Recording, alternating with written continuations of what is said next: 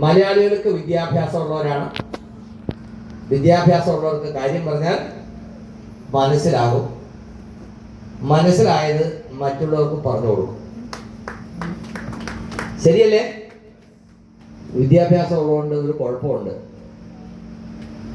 ഇതൊക്കെ ഞാൻ കുറെ കേട്ടിട്ടുള്ളതാണ്. എൻ്റെ അടുത്ത് ഇതൊന്നും വേണ്ട.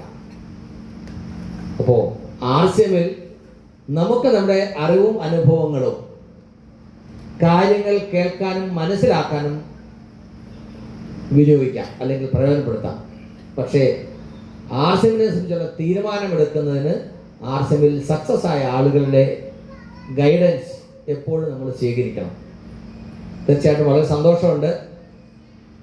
ഇന്നത്തെ ഈ സുദിനം ഒരു നിങ്ങളുടെ ജീവിതത്തിൽ ഒരു എന്താ പറയുക നാഴികക്കല്ലായി മാറുമെന്നുള്ള കാര്യത്തിൽ എനിക്ക് യാതൊരു സംശയമില്ല.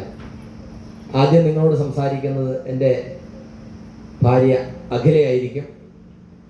ഞാൻ ബേസിക്കലി കോട്ടയം സ്വദേശിയാണ്. എയർഫോഴ്സിൽ ജോലി ഇരിക്കുകയാണ് ഞാൻ വിവാഹം കഴിക്കുന്നത്. വിവാഹ സമയത്ത് എൻ്റെ ഒരു ഡിമാൻഡ് എന്ന് പറയുന്നത് സയൻസ് ഗ്രാജുവേറ്റഡ് BEd ആയിരിക്കണമെന്നാണ്. കാരണം എൻ്റെ ജോലിയല്ലാതെ എനിക്ക് വരുമാനത്തിന് വേറെ മാർഗമൊന്നുമില്ല. സാമ്പത്തികമായി നല്ല ഉയർന്ന നിലയുള്ള കുടുംബത്തിലെ അംഗമായിരുന്നില്ല ഞാൻ. അതുകൊണ്ട് നമ്മുടെ ജീവിതം കുറച്ചുകൂടെ മെച്ചപ്പെടണമെങ്കിൽ വീട്ടിലെ അടുത്ത ആൾക്കും കൂടെ ഇൻകം ഉണ്ടെങ്കിലേ കഴിയൂ എന്നുള്ളൊരു തിരിച്ചറിവ് കൊണ്ട് അങ്ങനെ ജോലി കിട്ടാൻ സാധ്യതയുള്ള ആള് വേണം എനിക്ക് ഭാര്യയായി കിട്ടുന്നത് എന്നുള്ള കാര്യത്തിൽ എനിക്കൊരു വാശി ഉണ്ടായിരുന്നു. അന്വേഷണമാണ് മലപ്പുറംകാരിയായ അഖിലയിലേക്ക് എത്തിച്ചത്. കല്യാണത്തിന് മുമ്പ് തന്നെ BEd കംപ്ലീറ്റ് ചെയ്ത് കോഴിക്കോട് എയർപോർട്ട് സ്കൂളിൽ ജോലിയായിരുന്നു. അതിനുശേഷമാണ് ഞങ്ങൾ വിവാഹം നടത്തുന്നത്. ഞാൻ ഇങ്ങനെ ഒരു പശ്ചാത്തലം പറയാൻ കാരണം, അങ്ങനെ ഡിമാൻഡ് വെച്ച് കല്യാണം കഴിച്ച ഞാൻ ഒരു സുപ്രഭാതത്തിൽ ഇതുപോലെ ഒരു മീറ്റിംഗ് അറ്റൻഡ് ചെയ്തിട്ട് എയർഫോഴ്സിലെ ജോലി വേണ്ടെന്ന് വെക്കാന്ന് പറഞ്ഞാൽ നിങ്ങൾ സങ്കല്പിച്ചു നോക്കുക, നിങ്ങളുടെ ജീവിതത്തിലാണെങ്കിൽ എന്തായിരിക്കും സംഭവിക്കുക. കാരണം ഇന്ന് നാം കാണുന്ന പോലെ ആർക്കെങ്കിലും കാണാനൊന്നുമില്ല. ആ ഒരു സാഹചര്യത്തിൽ നിന്ന് ഇന്ന് ഇന്ത്യയിലെ തന്നെ എന്താ പറയുക അറിയപ്പെടുന്ന ഒരു ടീമായിട്ട്